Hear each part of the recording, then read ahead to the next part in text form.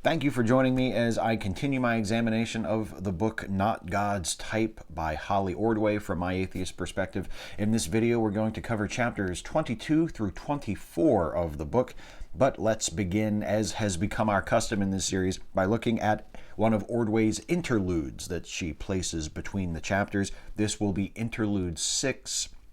In this interlude, Ordway writes of when she was teaching at a college in Southern California sometime after her conversion to Christianity.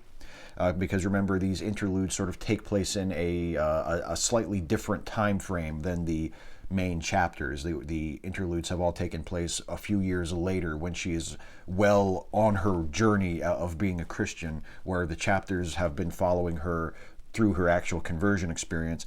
So in this interlude, she's teaching at college in Southern California, and a student who often would drop by her office between classes just to say hi, and who knew that she was a Christian, came in one day in a rush near the end of the fall term, and he asked her to pray for him because he was on his way to take a math test, and he was very nervous about it. So she prayed for him, and then he said thanks, and he ran off to take his test. And Ordway writes, quote, "Sometimes I wonder if the acts I do when least prepared will turn out to be the central works God has set out for me to do. Father Doran said to me once, 'God keeps me on a need-to-know basis about my future.' Me too, Father. Me too." Excuse me, Professor Ordway, aren't you leaving out some crucial information from this story? Did the kid do well on his test or not?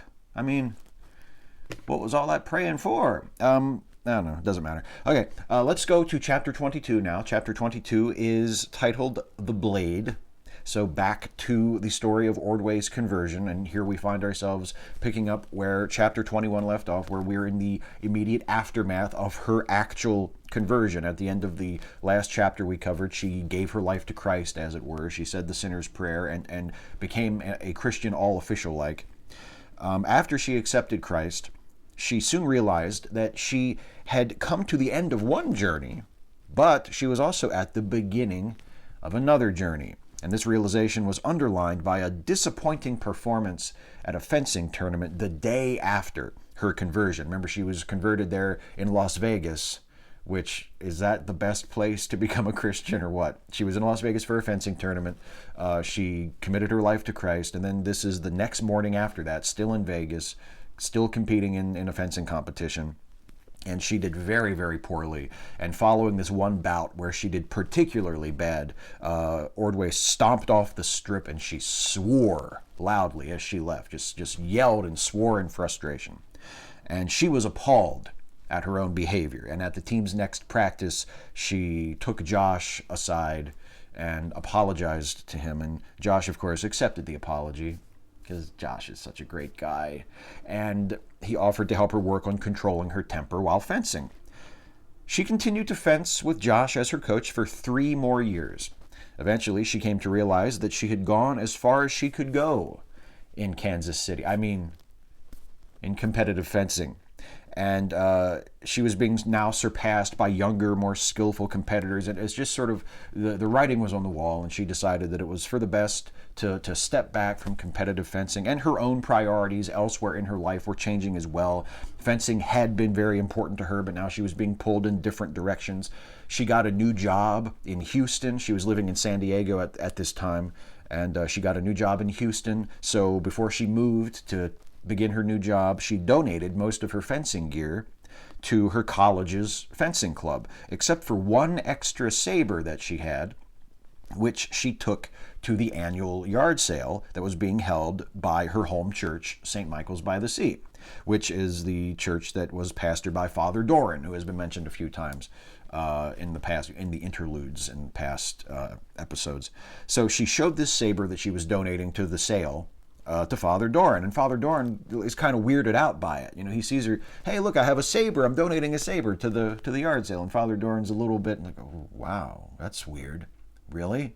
What was the deal with that? Well, quote, It turns out that just moments before I'd hailed him, Father Doran had been examining a statue of St. Michael the Archangel that for years had been collecting dust in a storage closet of the church, shoved behind boxes of Christmas decor. It was a dramatic statue, with an athletic St. Michael about to strike a death blow with his sword to the monstrous form of Satan beneath his feet, except that his sword was missing. As Father Doran had stepped out of the church, he'd been thinking, if only we had a sword that we could put in St. Michael's hand. I think you see where this is going. I disassembled the saber, and we held the blade up next to St. Michael's grip on the hilt. The saber blade was just the right proportion. It only needed to be trimmed a bit. A parishioner who was good with tools sawed off the excess and inserted the blade into the hilt. A perfect fit. And so, in a little parish church in California, there's a statue of St. Michael the Archangel, leader of the heavenly hosts, sword now in hand. My sword. And that statue of St. Michael the Archangel grew up to become the Colossus of Rhodes. And now you know the rest of the story. I mean, it's another cool little coincidence that Ordway appears to be attaching way too much meaning to. I mean, it's presumptuous for me to say that because it's her life. She can attach meaning to whatever she wants. But from an outside perspective, it seems like she's reading way too much into, I just happened to bring the saber to the yard sale that day, and it just so happened to fit the statue, and now there it is in St. Michael's hand. She spends much of this chapter describing how after she became a Christian, her fencing and her spirituality gradually came to complement each other with skills she learned in one context proving to be useful in the other. For instance, the patience and self-control she gained through prayer and the discipline of trying to be the person God wanted her to be or that she believed God wanted her to be also helped her as a fencer, while her experience with fencing gave her a different and very personal perspective on lines from Scripture describing the sword of the Spirit and the helmet of salvation. For her, these were very real things because helmets and swords were tools that she used in her sport. And now here's this perfect moment where, as she leaves both her fencing career and this particular church behind, preparing to leave for Houston, the two become one, and her saber becomes a part of the statue of Michael. It's nice. There's an aspect of beauty to it, and meaning, speaking in the poetic sense. As a story, as an image, as a symbol of Ordway's experiences as an athlete and as a Christian and how they had intersected with one another, it works very well. It's a nice piece of writing. And I don't doubt that it actually happened, but the way she describes it and the way she places it in this context is a nice piece of writing. And I can see why she invests such meaning into it. I would too, if something like that had happened to me. I dare say many of us would, because we tell our own stories. We look for the meaning and themes in our own lives just as we would in a favorite book or film or piece of music. That's just what we do. We are creatures of narrative. But, and this isn't something I usually think about in everyday life because I just take it for granted, none of that implies the involvement of a higher power. Holly Ordway having an experience right before she moves away and leaves not only her church but her fencing career behind that allows her to unify them into one symbol, her sword in the hand of the statue of St. Michael, is wonderful and powerful. But it doesn't have to be divine. It doesn't have to be preordained. It doesn't have to be a message to us mere mortals that the hand of God is at work in the life of Ordway and therefore in all of our lives. It's something that happened that Ordway invested a great deal of meaning with, meaning derived from her own experiences, her own thoughts and feelings, and as I said already a few times, that's a beautiful thing. And for me, that would be enough. If it had happened to me, if I were in Holly Ordway's place, that would be enough. I had a beautiful experience which I could look at as a symbol of two separate but related experiences that I had had that I was leaving behind, and it would be a wonderful, beautiful thing that I could cherish forever. But Ordway doesn't stop there. She writes about it here as if to say, see? God really was taking an active role in my life, letting me know that he was with me and that I was going where I was supposed to be going. And if that's what she believes, that's fine. But there's no reason for me to believe it, or for anyone else to believe it either. Anyone who reads this book, which is clearly intended to be a pro-Christian message and to be sort of a soft sell apologetics book, there's no reason for anybody to react to her story and think, oh, that definitely had to be God. It was a wonderful experience that had a great deal of meaning for her, but it does not imply the existence or the involvement of God in any way. Well, let's move on to chapter 23, which is titled The Water. After her conversion, Ordway had trouble adjusting to the ritual of prayer. She felt silly praying, but Josh assured her that God hears even awkward prayers. And Josh also suggested that she start going to church and that she get baptized, because that's what Christians do, you know. You want to play ball? You got to buy a glove, you know what I'm saying? Get on the team, let's go. Go to church. Get dipped, you know, or sprinkled, however they do it. Anyway, quote, "The prospect of going to church was distinctly unappealing, though it no longer seemed impossible. As for baptism, I had only the vaguest idea of what that might entail, but I feared the worst. It almost certainly involved getting publicly fussed over in front of a large group of strangers. The whole thing would probably be kitschy and embarrassing. I resisted. Surely it was enough for me to have accepted Christ's authority. Why did I need to get involved with the church?" Well, that doesn't sound like a setup, does it? See, I've enjoyed this series largely because it's been a change of pace from most of the other books that I've done. But there are times when it slips all too easily back into a Christian formula.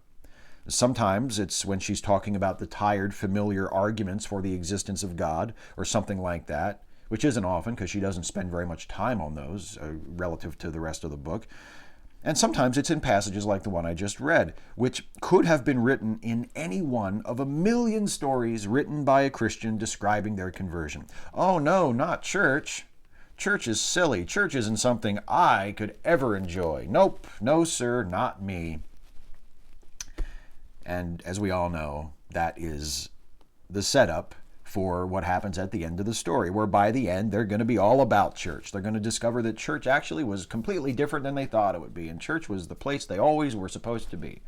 It's just like when Colin Firth has a girlfriend at the beginning of the movie.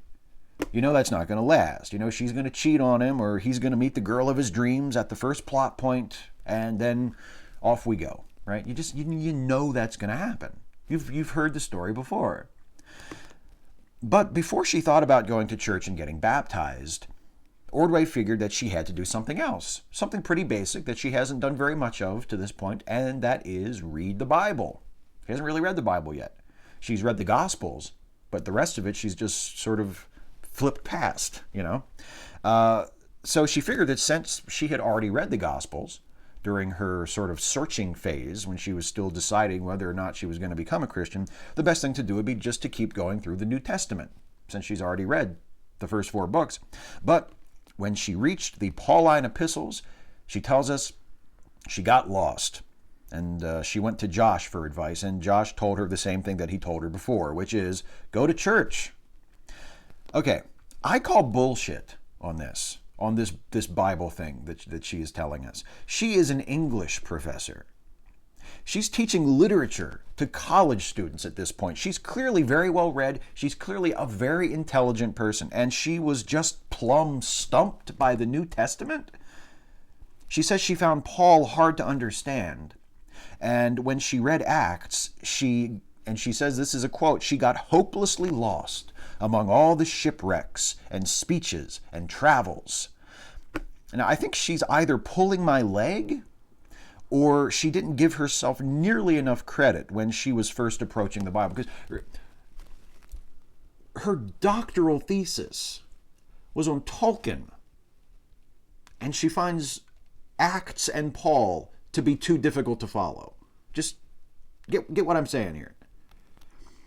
And I'm not saying the Bible isn't a complicated book. Obviously it is, even if you approach it as just a piece of literature, rather than as a holy book, which is the way I approach it, which I think is the most interesting and fruitful way to approach it. Even if you do that, There's a lot going on in there. It was written over a very long period of time by a lot of different people. It deals with a lot of different subjects.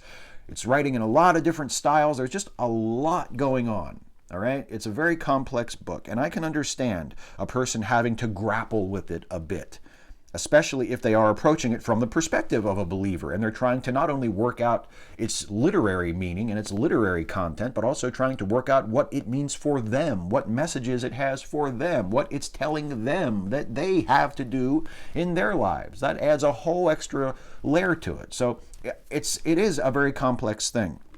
But for a college literature professor to get hopelessly lost in the New Testament and to run to her amateur apologist fencing coach for help, like immediately, that is ridiculous. And I'm not saying it didn't happen, but that is ridiculous. And the other comment I have is this: if you are having trouble understanding the Bible and what it means for you, if you are a Christian seeking answers to that question, the worst place you can go for help is church. Because a church is not a literature class. A church is not a religious studies class. A pastor or a priest might have the knowledge and the credentials of a scholar, of a theologian, but in church they aren't acting in that role. The only thing you'll learn in church about the Bible is what that church thinks the Bible means and thinks the Bible is saying to you. And as the thousands of different denominations of Christianity, all based on the same Bible, demonstrate, opinions vary. So anyway, Ordway tagged along with Josh and his family to their church one Sunday, and she didn't like it. She didn't feel at home there. It sounds like it was a more sort of modern, laid-back church, and she was used to cathedrals and beautiful stone churches and a lot of ceremony, and she didn't dig it. It wasn't like the cathedrals that she had visited as a tourist. And after the service, she basically told Josh, "I'm not really digging your church, man." And Josh said, "Oh, whatever." And he showed her the Nicene Creed. Actually, he had shown her the Nicene Creed before, but now they had this nice conversation about the Nicene Creed. And Ordway really liked it. She really liked the Nicene Creed. She found it to be a beautiful piece of writing. She liked the language and the imagery and the way it sort of put Christianity into words in a way that she found very potent and very powerful. And she realized that she needed to find her own home church to go to. She couldn't just keep going to Josh's crappy church. So Ordway asked Josh and Heidi, reminder, Heidi is Josh's wife, to help her find a home church. And I wonder what that conversation was like. "I hate your church. Can you recommend a better one, please?" It's like, how do you start that conversation? Anyway, so Josh and Heidi recommended another church that Holly could go to, and that church was no good. She didn't like that one either. But she decided on her own to check out another church that she had driven past many times, driving up and down the Pacific Coast Highway, and this church was St. Michael's by the Sea. And she stopped. She took a look around. She really liked it. She thought it was a very peaceful place. She loved the church. And so she emailed Josh to ask him if this was a good church. Why is she still asking for Josh's opinion? She hated his church. She didn't like the other church he recommended. To hell with Josh and his shitty taste in churches. Anyway, Josh signed off on St. Michael's by the Sea. It was given the Pope Josh seal of approval. So that's the church that she chose. And as we already know, because she's mentioned it a few times already, she started going to St. Michael's by the Sea every week. It became her home church. That's where she met Father Doran, and she just felt wonderfully at home, and it was a great experience. But after about a month of her going there, Father Doran said, and by the way, now notice that we've mentioned Father Doran in the interludes a few times, and now Father Doran is showing up in the chapters, so it's like the storylines of the interludes and the chapters are starting to sync up, see? It's like Memento. It's not really like Memento at all. But anyway, so Father Doran, after she'd been going to the church about a month, he told Ordway that she needed to get baptized. Right? Just basically the same thing Josh told her. You need to get dipped, kid, or sprinkled, whatever they do. And in order to get baptized at St. Michael's by the Sea, she needed to have a sponsor. And she suggested that Josh be her sponsor. And she said, "Is it okay that Josh isn't a member here at St. Michael's by the Sea? He goes to this other really shitty church that I hated That's why I came here. But he goes there. Can he be my sponsor for getting baptized here? And Father Doran's like, yeah, sure, whatever. We need members. You know, I'm not going to say no. Yes, get baptized here. So she got baptized at St. Michael's by the Sea. She got the whole classic baptism treatment. Do you renounce Satan? Yes. Do you renounce the evil powers of this world? Yes. Do you renounce all sinful desires? At which point I can only imagine she took one last long look at Josh and then said yes. Quote, in the months following my baptism, I discovered something strange and wonderful. I felt that I was being remade, but not into a different person. Rather, I was the same me as before, only becoming more fully myself. Something had happened, something real. I began to see slowly that this Christian life went beyond understanding theology and learning a new moral code, and that Sunday worship, here, the celebration of the Eucharist, was something more than an opportunity to hear a sermon and scripture readings. Indeed, as we've covered already, the sermon, the scripture readings, the theology were all secondary concerns for Ordway. It seems that the draw was the community, the sense of belonging. And that's fine, as I've said many times before, good for her. But she didn't write a book with the message, church is a place you can go to find people who will care about you and work that will give your life meaning. She wrote a book with the message, Christianity is true. And here's how I figured out that Christianity is true. And she has not come anywhere near substantiating that claim. That's the end of that chapter. Now on to chapter 24. This is a very brief chapter, just like chapter 22 was. So we're almost done. Ordway recounts another trip that she made to Durham. And this time she went to visit the tomb of Bede, the scholarly monk who lived in the late 7th and early 8th centuries. Ordway admired the breadth and diversity of Bede's interests. This was a guy who studied and wrote about theology, about natural science, about poetry, about music, very prolific, a real polymath. But most of all, she appreciated that Bede drew no distinction between his religious studies and his non-religious studies, which, I don't know, that doesn't really strike me as noteworthy, because did anybody draw that distinction back then? And remember, Bede was a monk. Bede was a member of the clergy. Did members of the clergy draw distinctions back then between their religious and non-religious studies? Because I've always had the impression that that sort of conscious compartmentalization was very rare back then, especially for clergymen like Bede.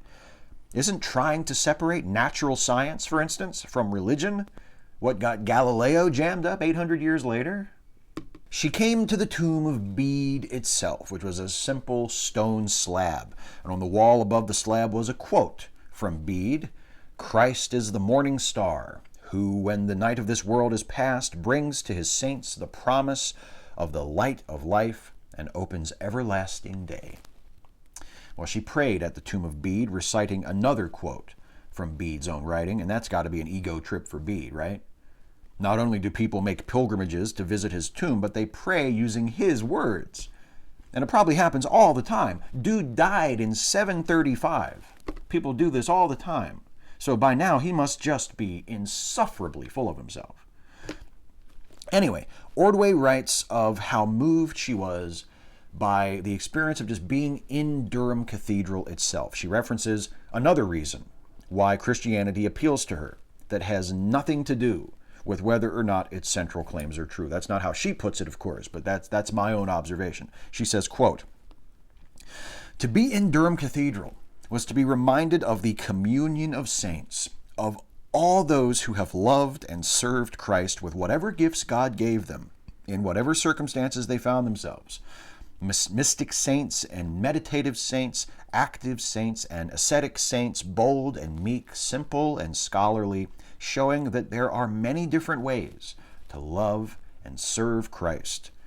So once again, we see the reference to being accepted for who she is, recognizing that there are different saints who serve Christ in different ways, and that is very important to her, finding a place where she can be herself and be loved and accepted and be valued for who she is and be told that you have something to contribute as who you are. That's very important to her, but also it allows her to feel connected to history. She stands in that church. She occupies a place that Christians have occupied for almost 1,000 years, Durham Cathedral having been opened in the year 1018. She prays at the tomb of a saint. She takes part in a tradition that stretches back across millennia.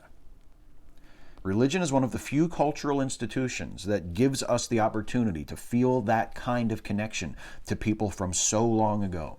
People who spoke different languages, lived in different parts of the world, led very different lives than we do, and yet with whom we share a common bond.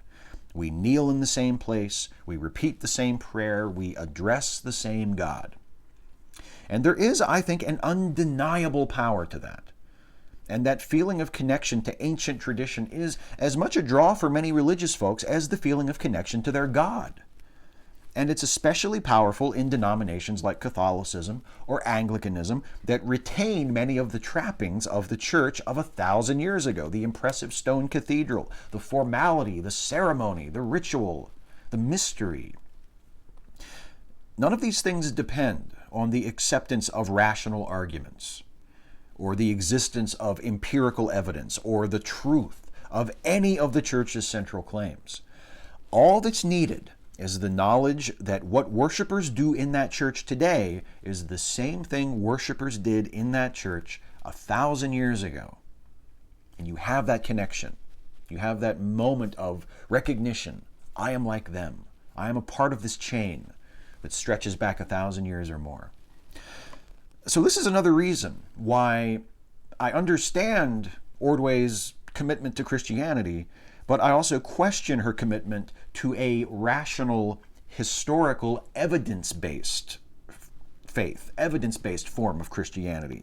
She writes about how important it is to her that Christianity be all of those things, be a faith of reason, be a faith of history, be a faith of evidence. And yet she spends very little time thinking about the arguments and the so-called evidence. She seems credulous to the point of gullibility in how quickly she is convinced that God must exist and that Christianity must be true by a few old and not very good apologist arguments. She comes across as someone who, despite her previous unbelief, was already very eager to believe, someone who was searching for a rationalization, someone who didn't want to think of herself as a person who would just accept fantastic things on blind faith. So she found a way that she could tell herself a different story. She rationalized it and said, I didn't accept these things on blind faith. I had good reasons. I was convinced by compelling arguments. I saw solid evidence. And she didn't actually see any of those things, and she hasn't described any of those things to us in this book. But that's the story that she told herself. But if you read the story that she tells us, I think it's fair to infer that those things didn't actually mean that much to her at all. Those things are just a screen. Those things are just the rationalization that she told herself so that she could get there and start enjoying the things that really drew her to Christianity, the community, the continuity. And once she did believe, look at the elements of her faith that she spends the most time discussing in this book. And it's not the evidence, and it's not the rational arguments, and it's not the things that supposedly prove the truth of Christianity or render Christianity a rational, evidence-based faith. She blows right by those things. Despite her insistence to the contrary, they don't seem that important to her. What does seem important to her about Christianity? From this book, it's the poetry of Gerard Manley Hopkins. It's the echoes of Christianity she finds in Tolkien and Lewis and other writers. It's the feeling of community and the feeling of belonging that she finds in her church. It's her friendship with Josh, who she admires far more than his demonstrated abilities as an apologist warrant. And it's the connection to the past, to tradition, the feeling of continuity that she experiences when she prays in churches where Christians have been praying in just the same way for centuries. It's not irrational to want any of those things.